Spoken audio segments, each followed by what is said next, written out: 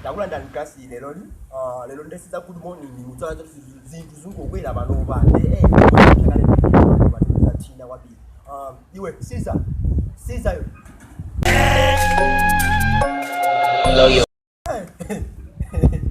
boka bwe nyankile azona ukali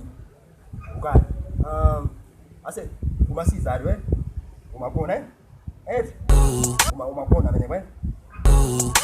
sitotira shaya zathi class wakaona class umuntu akaza class wabe de azabwa wazoriana iwe wazoriana azabwa kaka situation very critical say sinakuveza asindikuveza even lokho your best friend uyisema Chris yalapha sakuveza yana awukazothi live theoba lithethe ngokukasi for bwana oh yeah it's tough for bwana tough bwana wewe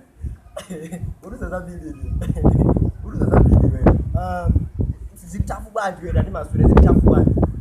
zimtafu bantu kulela mwana wodi siwako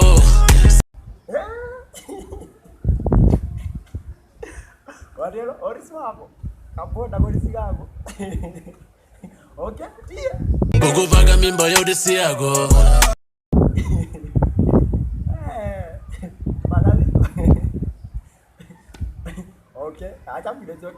it's okay I got the shop yano ija ya buga ya yakamoto kubo ya fuga it's tough man oh buga man yo badali na man kupanga business kumango duga business so kuboduka so man yazo na it's tough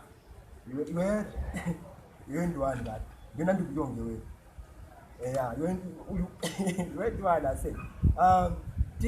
tie tuze takusokwa uri kulizona tie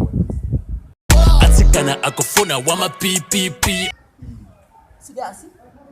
akumalizo na bano batikana ndi bano bena amafuna akali moto na mina kufuna bano sungunama amagayi una mina akuafuna kwambiri bano